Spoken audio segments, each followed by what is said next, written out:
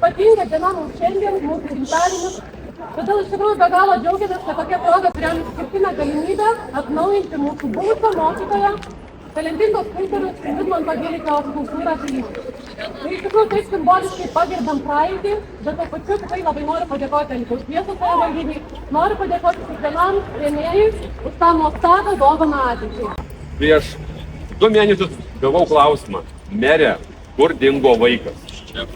Ir tikrai neturėjau atsakymą. Ir šį klausimą uždavė pirmas mokyklos direktorius Vytautas Mackevičius.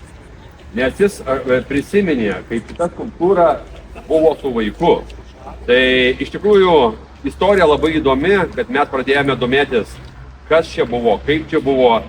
Ir mūsų istorija atvedė į mokytoją, kuris taip pat dirbo šioje mokykloje, Vidmanto Giliko.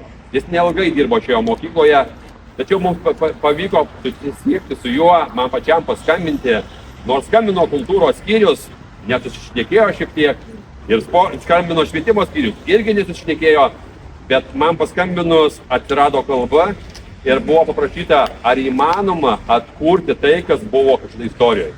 Nes 50-ojo progą reikia dovanoti prasmingą dovaną. Ir iš tikrųjų profesorius per labai trumpą laiką sugebėjo atstatyti tai, kas buvo jo sumanyta 87-8 metais.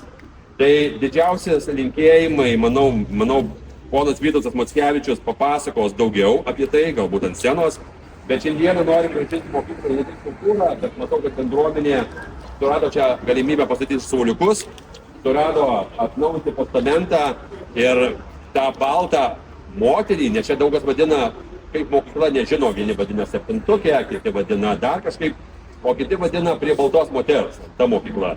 Tai manau, kad jinai bus tikrai atnaujinta, nežinau kas gavosi, bet tikėtina kartu visi atvėrę ją pamatysim.